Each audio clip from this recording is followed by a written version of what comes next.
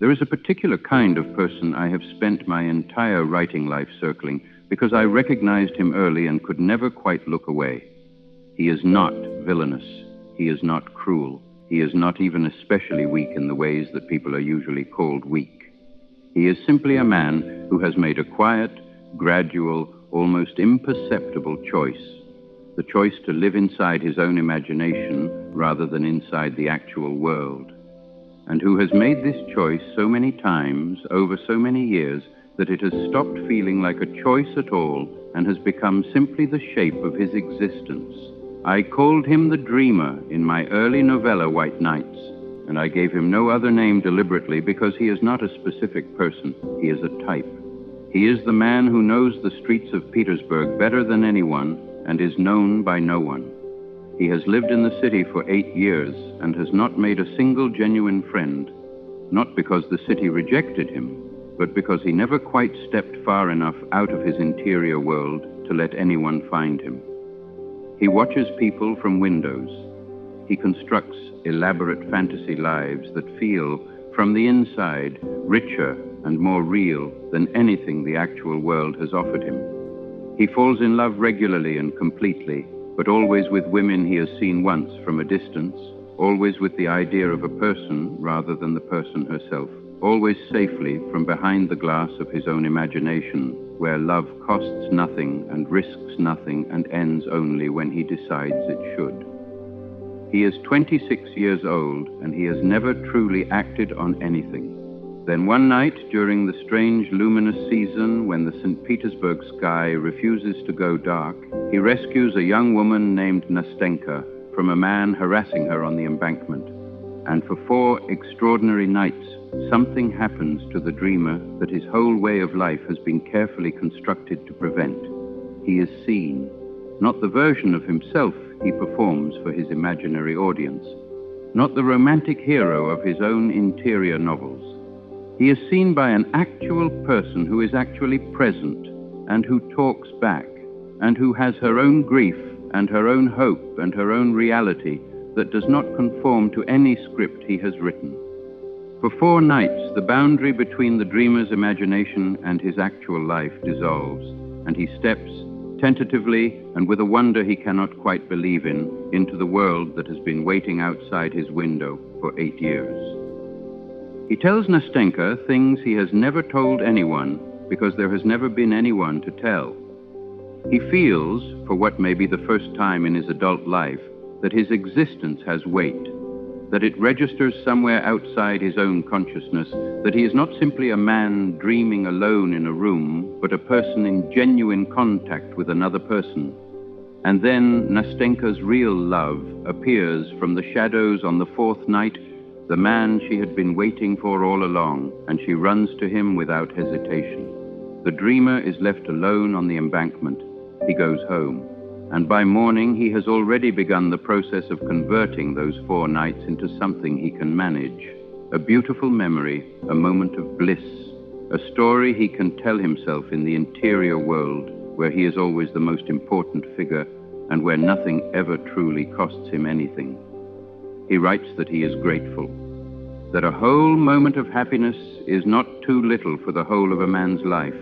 And reading that final line, I want you to feel what I felt writing it, not the warmth it sounds like on the surface, but the devastation underneath it. Because a man who has learned to be grateful for a single moment of happiness across 26 years of living has not found peace. He has found a way to make his own diminishment sound like wisdom. The dreamer's tragedy is not that Nastenka chose someone else. It is what he does with the loss, or more precisely, what he does not do with it.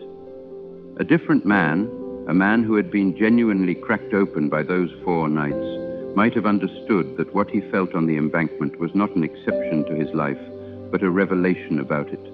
He might have understood that the warmth and contact and the terror of being actually seen that he experienced with Nastenka, all of that was available. Not with Nastenka specifically, but with the world, with the city he had walked through for 8 years without touching, with the people he had observed from windows without ever introducing himself to.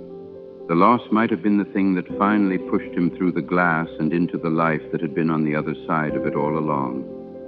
But the dreamer does not do this. He takes the experience back inside. He converts it into memory, into feeling, into the rich and beautiful and completely inert interior life that had been his home before Nastenka appeared and will be his home now that she is gone.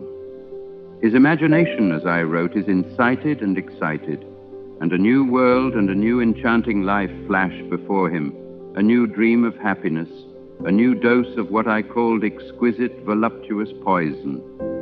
And the word I chose there, poison, is not decorative. It is the diagnosis. The dreamer's interior world is not a refuge. It is a drug.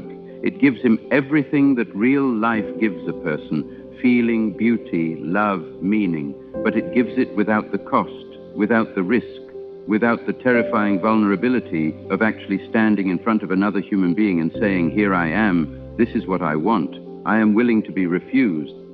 And because it gives these things without the cost, it also gives them without the weight. It gives him happiness the way a painting of food gives a man nourishment, completely, convincingly, and not at all.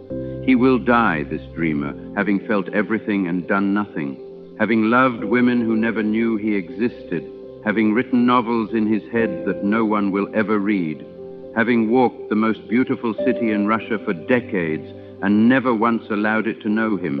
He will die with a head so full of beautiful experiences that he never lived, and he will be grateful for every one of them, because gratitude is the last defense of the man who has confused feeling things with doing things. Now, I want to be careful here, because the dreamer is not simply a coward, and I did not write him as one. He is something more specific and more worth understanding than that. He is a man who is genuinely sensitive, genuinely capable of depth, genuinely more alive in certain ways than the people who bustle past him on the Petersburg streets without a second thought. His imagination is not nothing. The life he lives inside himself is not worthless. What is missing is not feeling, but the courage to take what he feels and carry it across the distance between his interior world and the actual world where other people live. That distance, the distance between the man who feels everything and the man who acts on what he feels, is the whole of what I'm trying to describe. It is not a long distance. It is not even, in most cases, a difficult one. It only feels impossible because the interior world is so much safer than the exterior one. In the interior world, you are never refused. You are never awkward. You are never the person who said too much or too little or arrived too late. You are always, as I wrote, the most important figure in the foreground, in your own dear person. And the exterior world, with its total indifference to your preferences and its complete inability to arrange itself according to your scripts, is genuinely frightening to someone who has spent years in the safer place. This is what I meant when I described the dreamer's fantasy life as a voluptuous poison. It does not feel like destruction. It feels like the best thing you have ever tasted, and it is slowly and completely and without any single dramatic moment of catastrophe, destroying the only life you actually have. Nastenka was real.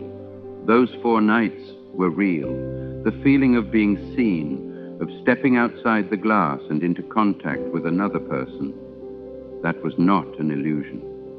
It was the realest thing the dreamer had touched in years, and he converted it, carefully and with great feeling, back into a story about himself. The life that was offered to him on the embankment, he declined, not dramatically, not consciously, not with any clear moment of choice he would have recognized as such.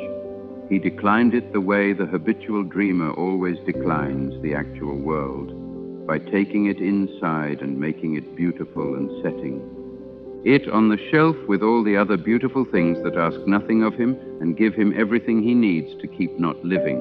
Do not make his mistake, not because the interior life is worthless, it is not, but because it is only half of what a human being is capable of, and the half that the dreamer sacrificed The half that walks out the door and speaks and reaches and risks and stands on an embankment in the luminous northern night and says, "This is what I feel, and I am willing to be seen feeling it." That half is not replaceable by anything that happens inside a room, however richly furnished the room becomes. The dreamer called his moment with Nastenka a whole moment of happiness. I called it the saddest line I ever wrote, because the man who has learned to call one moment enough has already decided, without quite knowing it, that one moment is all he will allow himself. And that decision, made quietly and in beautiful language and with genuine feeling, is the decision to die. Not all at once, but room by room, window by window, dream by dream, while the actual world goes on outside, available and imperfect and real.